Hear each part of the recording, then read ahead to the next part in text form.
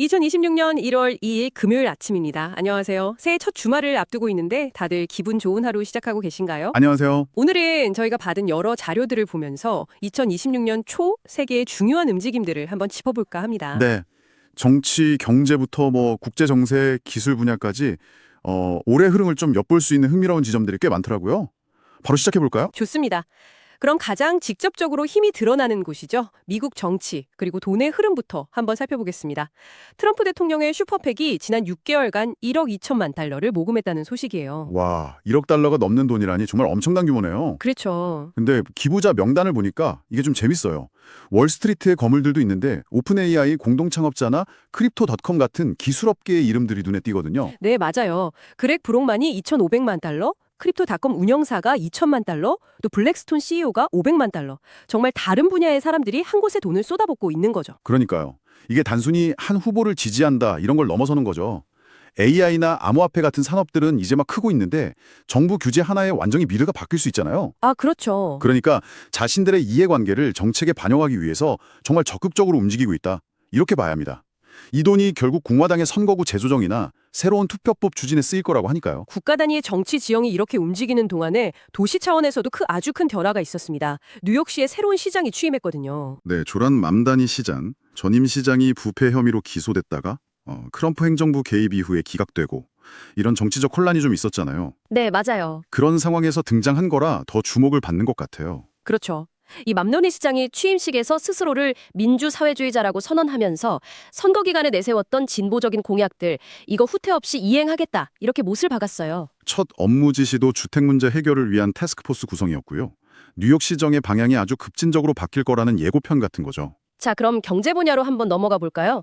2025년이 자동차 업계에는 정말 지각 변동의 해였던 것 같습니다. 아, 드디어 올 것이 왔죠. 중국의 BYD가 테슬라를 제치고 세계 최대 전기차 제조사 자리에 올랐습니다. 테슬라는 2025년 차량 판매량이 2년 연속 줄었고요. 특히 4분기 판매량은 분석가들 예상치에 한참 못 미쳤다고 해요. CEO인 일론 머스크의 정치적인 행보에 대한 소비자들의 반발도 있었고 또 미국 내 전기차 세금 공제 혜택이 만료된 것도 복합적으로 작용한 결과라고 봐야죠.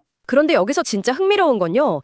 이런 상황 속에서 일본 자동차 브랜드가 엄청난 선전을 했다는 점이에요. 맞아요. 도요타의 렉서스요? 네, 일본에서 생산해서 관세까지 붙는데도 불구하고 2025년 미국에서 기록적인 판매량을 달성했어요. 특히 SUV 모델이 전체 판매량의 80% 이상을 차지하면서 인기를 끌었다고 합니다. 이건 시장이 아직 순수 전기차로 완전히 넘어가기보다는 뭐랄까 신뢰도 높은 대안을 찾고 있다는 신호로도 볼 수 있겠네요. 네, 그런가 하면 미중 무역 전쟁의 승자는 누구였을까 이런 분석이 나왔는데 뜻밖에도 헤지펀드들이 큰 이익을 봤다고 합니다.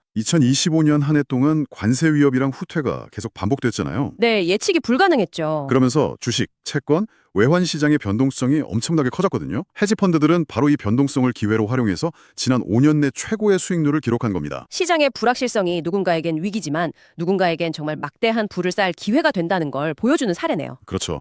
그리고 이런 시장의 흐름이 우리 소비자 시장의 구조적인 변화로도 이어지고 있어요. 아, K자형 경제 현상 말씀이시죠? 네, 소수의 부유층은 명품 같은 고가품 소비를 계속 이어가는데 대다수 소비자들은 지출을 줄이면서 저가 상품을 찾는 양극화가 심해지는 거죠. 그래서 중간 시장이 사실상 사라지고 있다 이런 분석까지 나오더라고요.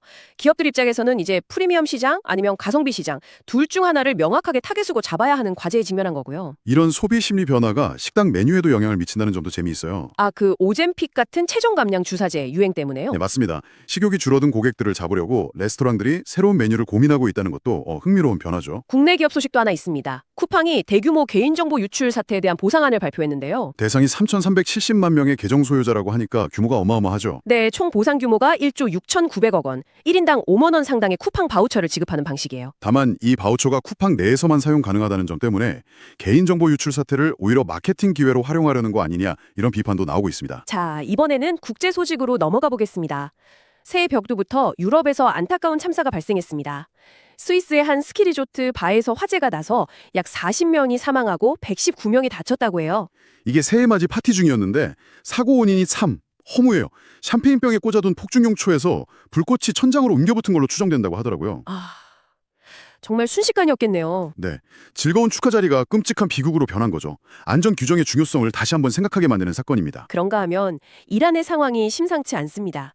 경제난으로 시작된 반정부 시위가 전국적으로 확산되고 있어요. 시위가 격화되면서 시위대와 보안군 양측에서 사망자까지 발생하고 있고요. 네, 수도 테헤란에서는 시위가 좀 주춤했지만 지방 도시들로 번지는 양상이라고 합니다. 여기에 트럼프 미국 대통령이 이란 정권이 시위대를 살해한다면 미국이 군사적으로 개입할 수 있다. 이렇게 강력하게 경고하면서 국제사회의 긴장감이 확 높아지고 있죠. 우크라이나 전쟁 관련 소식도 있는데요. 젤렌스키 대통령이 군 수뇌부 인사를 단행했습니다. 네, 이게 굉장히 의미 있는 인사입니다. 국방부 장관의 기술 전문가인 미하일로 페도로 부총리를 지명했거든요. 전시 드론 역량 강화를 위한 포석이군요. 바로 그겁니다. 이제 전쟁의 양상이 기술력 중심으로 변화하고 있다는 걸 명확히 보여주는 거예요. 특히 드론의 전력적 중요성을 국가 차원에서 인식하고 관련 역량을 극대화하겠다는 의지로 보입니다. 마지막으로 이코노미스트의 흥미로운 분석 하나 소개해드릴게요. 세상에서 가장 외로운 곳은 어디일까? 라는 질문인데요. 보통 부유하고 개인주의적인 소구 사회를 떠올리기 쉬운데요. 그렇죠. 그런데 결과는 아프리카의 마다가스카르가 꼽혔습니다. 의외네요. 네, 외로움이라는 감정이 단순히 경제적 풍요나 사회 구조의 문제만은 아니라는 점을 시사하는 것 같아서 인상 깊었습니다. 우리가 가진 고정관념에 대해 다시 한번 생각해보게 만드는 분석이네요. 자, 그럼 이 모든 변화의 중심에 있는 IT, 테크 분야 소식으로 넘어가 보겠습니다. 역시 AI 관련 소식이 많아요. 먼저 일론 머스크의 AI 챗봇 그록이 큰 논란이 되고 있습니다.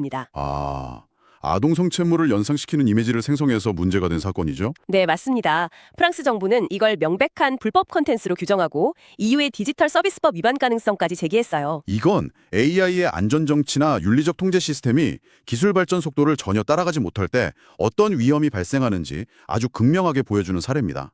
단순한 기술 결함을 넘어서는 심각한 사회적 문제죠. 그런가 하면 오픈 AI는 오디오 분야에 아주 큰 베팅을 하고 있습니다.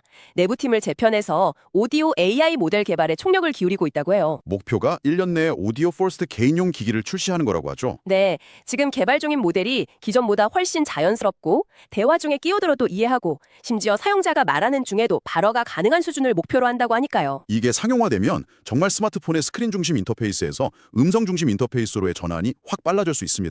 AI의 활용 범위가 정말 일상으로 깊숙이 파고들고 있네요.